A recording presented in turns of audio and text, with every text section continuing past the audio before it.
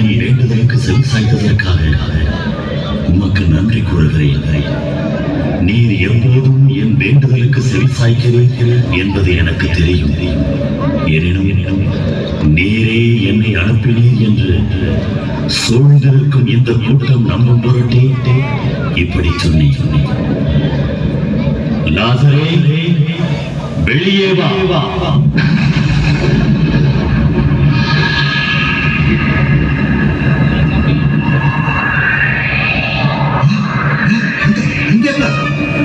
உடலில் அசைவுகள் தெரிகிறது. ஆமா, கைகளும் கால்களும் அசைகின்றன.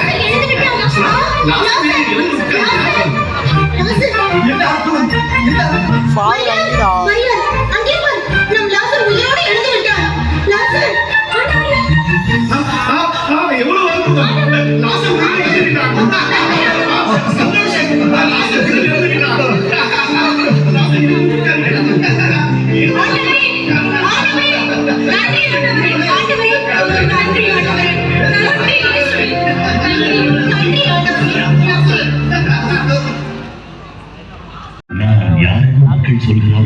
போதகரே, சிலர் ஸ்நாபகர்லப்பர் என்றும் சிலர் எலியா என்றும் கூறுகிறார்கள். குருவே, முக்காலத்து இறைவாக்கினர் ஒருவர் உயிர்த்தெழுந்து வந்ததாக கூறுகின்றனர்.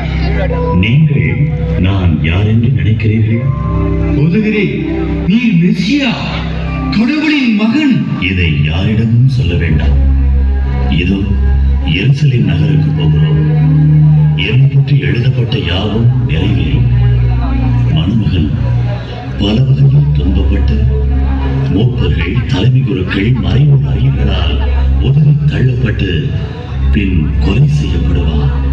ஆனால் 3ஆம் நாளிலே உயிருடன் எழுப்பப்படுவார். குருவே, வேண்டாம் வேண்டாம், இதெல்லாம் உமக்கு நேரிட வேண்டாம். சாத்தானே, அப்பாறை போ. ராயப்பா, நீ கடவுளுக்கு உரியதை சொல்லவில்லை. சகோதரர்களே, என்னை பின்பற்ற விரும்பும் எவரும் தன்னலம் துறந்து தம் சிலுவையை தூக்கிக் கொண்டு என்னை பின்பற்றட்டும். ஏனெனில் தம் உயிரை காத்துக்கொள்ள விரும்பும் எவரும் அதை இழந்து விடுவார். என் பொருட்டு தம் உயிரை இழக்கும் எவரும் அதை காத்துக்கொள்வார்.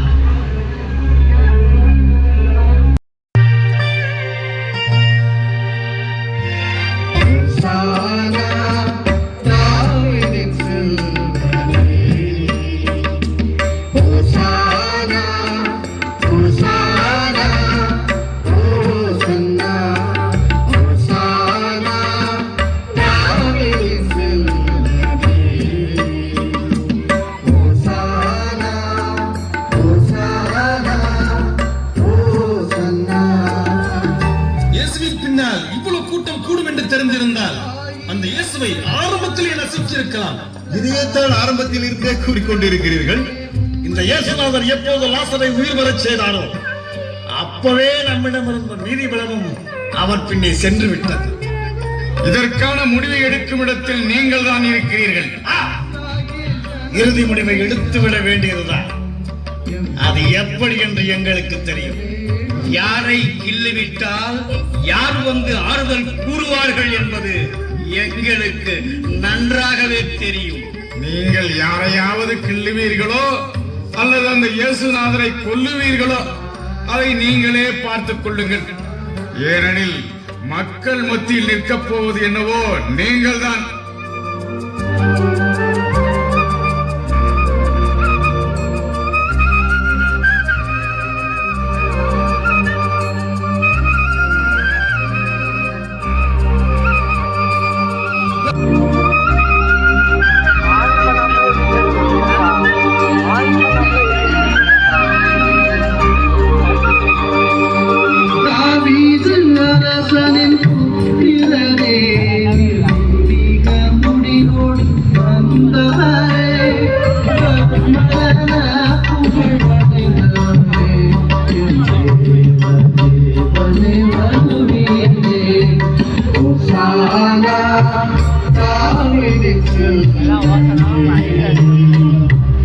Hosanna.